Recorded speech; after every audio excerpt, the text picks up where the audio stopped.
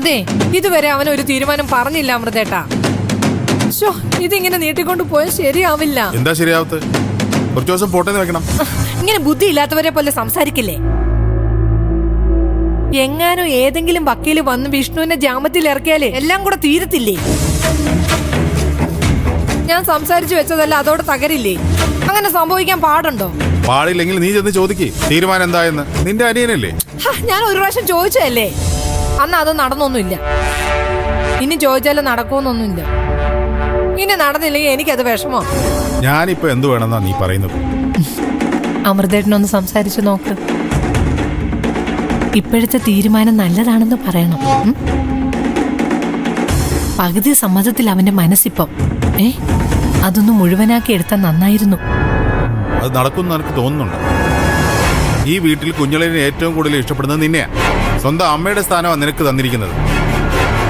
നീ പറഞ്ഞിട്ട് കേൾക്കാത്തത് ഞാൻ പറഞ്ഞാ കേൾക്കൂ?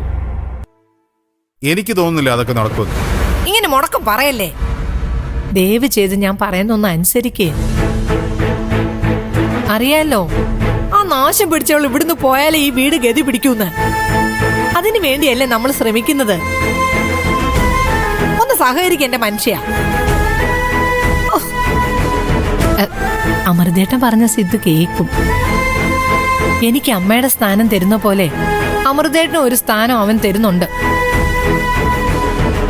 കാര്യകാരണ സഹിതം ഡിവോഴ്സിന്റെ ഗുണങ്ങൾ പറഞ്ഞു മനസ്സിലാക്കിയാ നമ്മൾ വിജയിച്ചു. അത് അമൃതേട്ടനെ കൊണ്ടേ പറ്റൂ.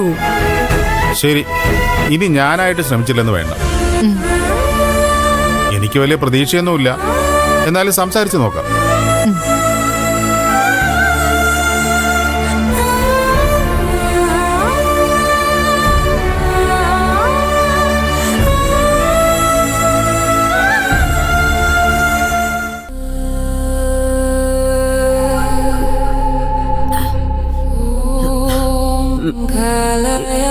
ഞാൻ ഇന്നലെ ഒരു സ്വപ്നം കണ്ടിരുന്നു. നിത്യായിരുന്നു സ്വപ്നത്തില്. എന്നോട് വന്ന് പറയുവാ ഒരിക്കലും ഈ വീട് വിട്ടു പോകത്തില്ല എന്ന്. അതെനിക്കും തോന്നിയതാ മോനെ. അവൾക്ക് ഈ വീട് വിട്ടു പോകാൻ ഒരിക്കലും സാധിക്കില്ല. പോകും. എപ്പോഴാന്നറിയോ? മുത്തശ്ശി മരിക്കുമ്പോ. മുത്തശ്ശിയെ കൊണ്ടേ പോകുന്ന നിത്യ എന്നോട് പറഞ്ഞത്.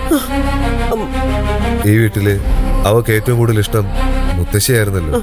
അപ്പോ അവൾ എന്നെ ചുറ്റിപ്പറ്റി നിപ്പുണ്ടെന്നാണോ നീ പറയുന്നേ? അതെ, മരിച്ചുപോയ നിത്യയുടെ ആത്മാവ് മുത്തശ്ശിയുടെ കൂടെ തന്നെയുണ്ട്.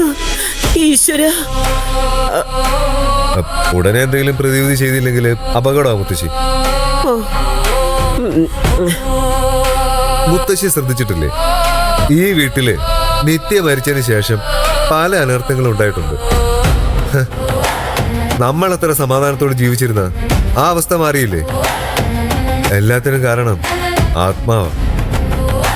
ദുർമരണം സംഭവിച്ച ആത്മാവാണെന്ന് ഓർക്കണം. ഇത് പ്രശ്നമാ മുത്തശ്ശി. നമുക്ക് എന്ത് ചെയ്യാൻ പറ്റും മോനെ? ആത്മാവല്ലേ, ഇറങ്ങി പോവാൻ പറയാൻ പറ്റുമോ?